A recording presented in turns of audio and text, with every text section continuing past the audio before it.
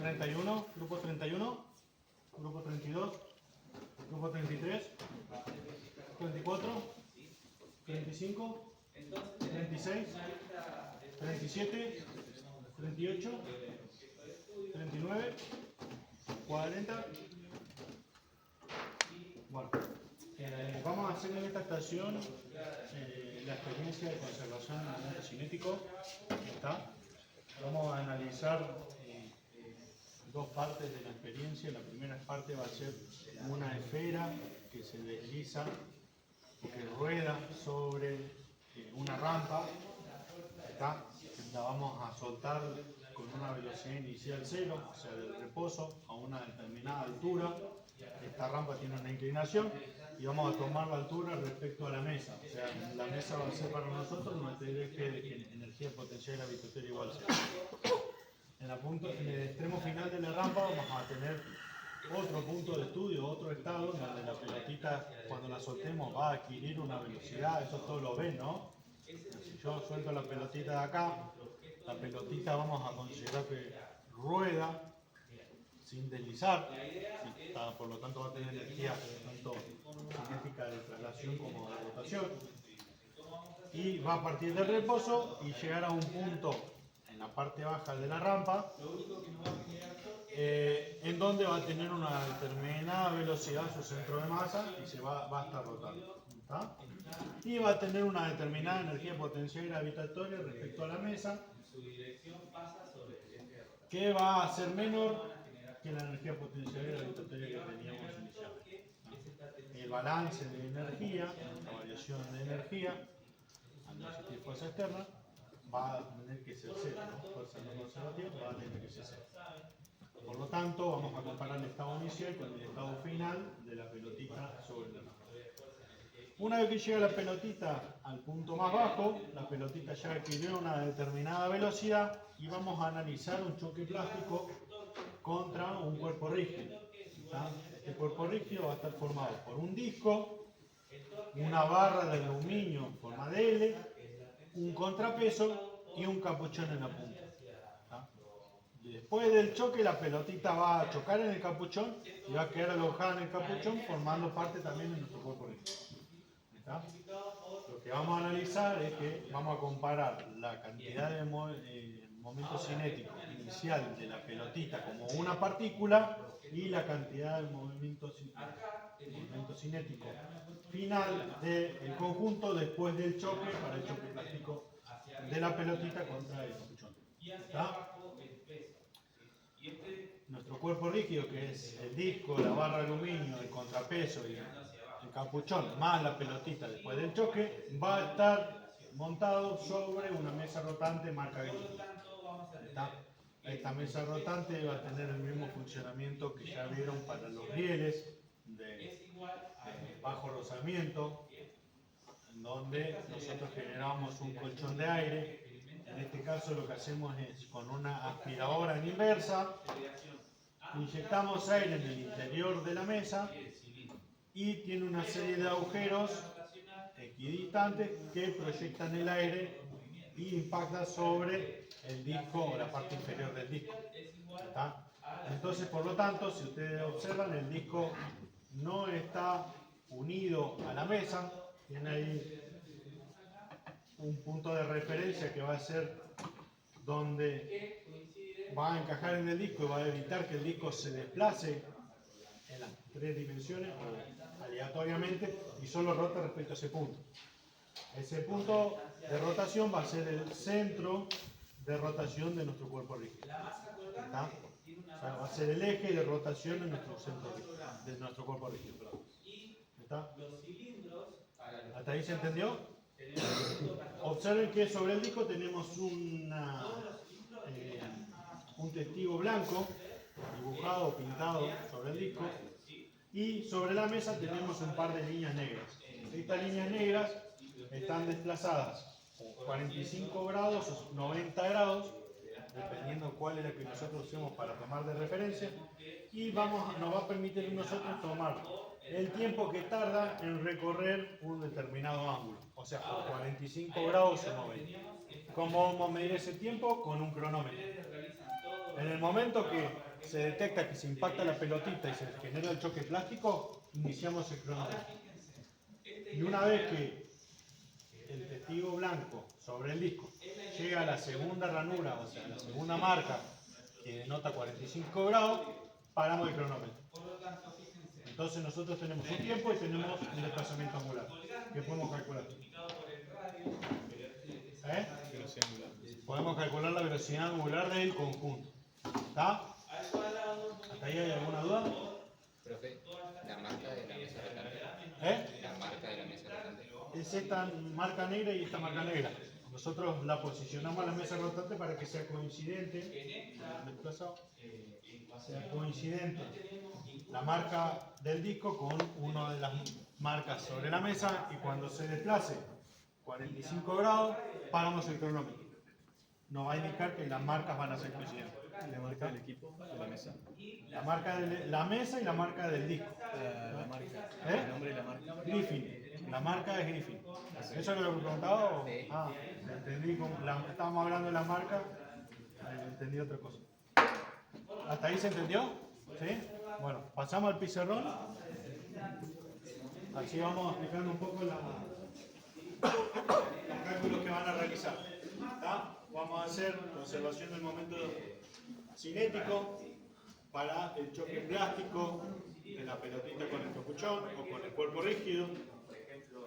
Vamos a tener, borroso,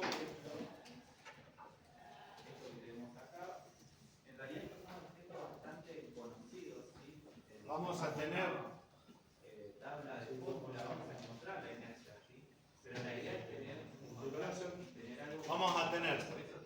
nuestra rampa de forma con una determinada pendiente, ¿está? Y vamos a tener un estado inicial y un estado final para nuestro análisis de energía, ¿está? Vamos a tener como eje de referencia la mesa. En el esquema ustedes marquen eje de referencia energía potencial gravitatoria igual 0. Y si ustedes no me ponen el eje de referencia y tienen un eje de referencia de esta forma, entonces lo que vamos a hacer es eso. tienen un eje de referencia De distintos radios, así, esta altura, y vamos a analizar cómo es la aceleración. esta altura respecto a nuestro eje de referencia va a ser distinta a esta, y las energías no se van a poder comparar. ¿Está? Entonces, la borramos.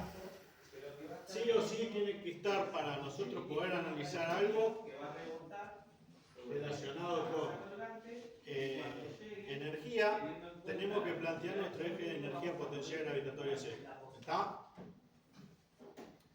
Después vamos a tener el estado 1, solamente va a tener energía potencial gravitatoria, lo vamos a soltar del reposo.